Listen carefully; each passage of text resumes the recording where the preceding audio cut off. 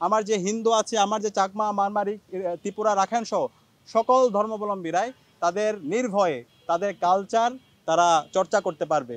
একটা হচ্ছে inclusive university, unity in diversity, সেটা ইনশিওর করাই হচ্ছে আমাদের উদ্দেশ্য। আমরা বারবার উদ্বিগ্নতা প্রকাশ করছি বিশ্ববিদ্যালয়ে আমাদের নির্বাচন কমিশনের সামগ্রিক তাদের অ্যাক্টিভিটি এবং তাদের পক্ষপাতিত্বমূলক আচরণ দেখে।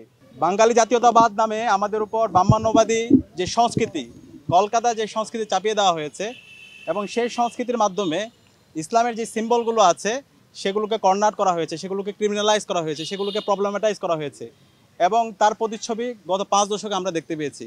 আপনারা জানেন এই ঢাকা বিশ্ববিদ্যালয়ে 2023 সালে এই বটতলায় শিক্ষার্থীরা তারা একটা কোরআন তেলাওয়াতের আসর করেছিল।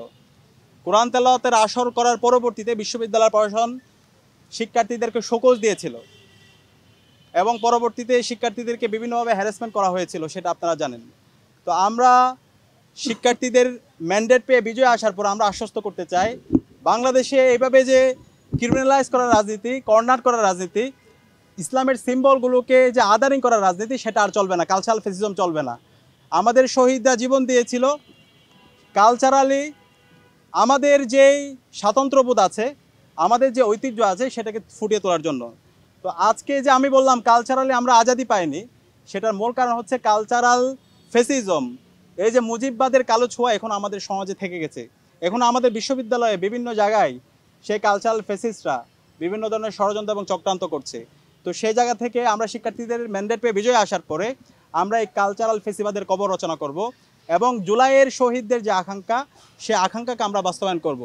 আমরা যদি আমাদের নতুন কালচার বিনির্মাণ করতে চাই এবং বাংলাদেশের যে সমৃদ্ধ কালচার সেটাকে যদি আমরা নিয়ে আসতে চাই, অবশ্যই আমাদের জুলাইয়ের যে শহীদদের আকাঙ্ক্ষা, জুলাইয়ের যে শহীদ, তাদের স্মৃতিগুলো আমাদেরকে নিয়ে আসতে হবে। এবং গত 1 বছর জুড়ে আমরা সেই কাজগুলো করার চেষ্টা করেছি। আমরা শহীদ পরিবারের কাছে গিয়েছি, আহতদের কাছে গিয়েছি, তাদের স্মৃতিগুলো শোনার চেষ্টা করেছি। বিগত সময়ে যারা ভিকটিম হয়েছিল তাদের ঘটনাগুলো আমরা নিয়ে আসার চেষ্টা করেছি। আমরা এমন একটি কালচার এখানে এস্টাবলিশ করতে চাই যেখানে মুসলমান যারা আছে তাদের কালচার সে নির্বিঘ্নে সে করতে পারবে, উৎসব পালন করতে পারবে। আমার যে হিন্দু আছে, আমার যে চাকমা, মারমারি, ত্রিপুরা, রাখাইন সহ সকল ধর্মাবলম্বীরাই তাদের নির্ভয়ে তাদের কালচার তারা চর্চা করতে পারবে এবং সেই ধরনের একটা কালচারাল সেন্টারের হাব হয়ে উঠবে ঢাকা বিশ্ববিদ্যালয়।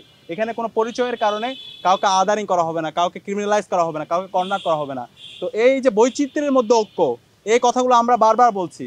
একটা হচ্ছে inclusive university, unity in diversity, সেটা ইনশিওর করাই হচ্ছে আমাদের উদ্দেশ্য এবং সে উদ্দেশ্যে আমাদের জোটের নাম দিয়েছি ঐক্যবদ্ধ শিক্ষার্থী জোট। তো ইনশাল্লাহ আমরা যখন শিক্ষার্থীদের ম্যান্ডেট পেয়ে জয়ী হয়ে আসবো, একটা মাল্টিকালচারাল ইনস্টিটিউশন হবে আমাদের এই ঢাকা বিশ্ববিদ্যালয়।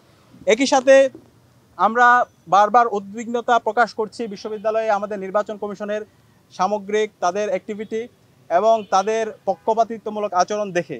আমরা দেখতে পেয়েছি আচরণবিধিতে সুস্পষ্টভাবে বলা আছে রাত 11টার পরে কোনো ধরনের প্রচারণা করা যাবে না, কিন্তু খুবই দুর্ভাগ্যের বিষয় বিভিন্ন প্রার্থীরা তারা রাত 12:30টায় প্রচারণা করছে এবং সেগুলো মিডিয়ায় আসতেছে এবং নির্বাচন কমিশনের কাছে যাওয়ার পরে সেগুলোর কোনো ধরনের ব্যবস্থা গ্রহণ করা হচ্ছে না।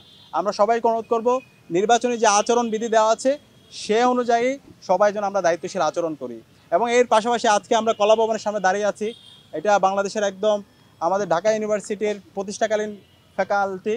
তো এই কলা ভবনে আমরা যদি যাই, শিক্ষার্থীদের সাথে আমরা কথা বলছিলাম, এখানে যে ক্লাসরুমগুলো আছে ক্লাসরুমগুলো খুবই হচ্ছে কনজাস্টেড অবস্থায় আছে এবং ক্লাসরুমের যে পর্যাপ্ত ফেসিলিটি এবং এখান থেকে যে সাউন্ড হয়, সাউন্ডের যে পলিউশন এবং এখানে হচ্ছে যে কমন রুম আছে, কমন রুমটা পর্যাপ্ত না এবং কমন রুমের যে স্টাফ আছে, আমাদের একটা প্রস্তাবনা আছে কমন রুমের স্টাফ হইতে হবে অবশ্যই হচ্ছে ফিমেল, কিন্তু এখানে এবং তাদের একই সাথে ট্রেন করতে হবে, কিন্তু আমরা সেটা দেখতে পাইনি।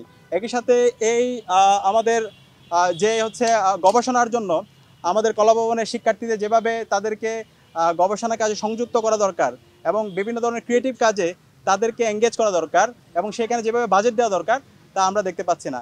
একই সাথে এই কলাভবনে যে লিফটটা আছে সেই লিফটটা আমরা বিগত সময়ে বিভিন্ন সময় দুর্ঘটনা দেখতে পেয়েছি এবং এতবার অভিযোগ করার পরেও সেই লিফট সংস্কার করা হচ্ছে না। তো ইনশাল্লাহ আমরা শিক্ষার্থীদের ম্যান্ডেট পেয়ে জয়ী হয়ে আসার পরে যে মৌলিক যে সমস্যাগুলো আছে বিশ্ববিদ্যালয় প্রশাসনকে সেগুলো আমরা সংস্কার করতে বাধ্য করব এবং শিক্ষার্থীদের যে প্রত্যাশা সেই প্রত্যাশার আলোকে আমাদের ঢাকা বিশ্ববিদ্যালয়কে আমরা নতুনভাবে বিনির্মাণ করব সেই প্রত্যাশা ব্যক্ত করে আমি আমার কথা এখানে শেষ করছি। আসসালামু আলাইকুম রহমতুল্লাহ।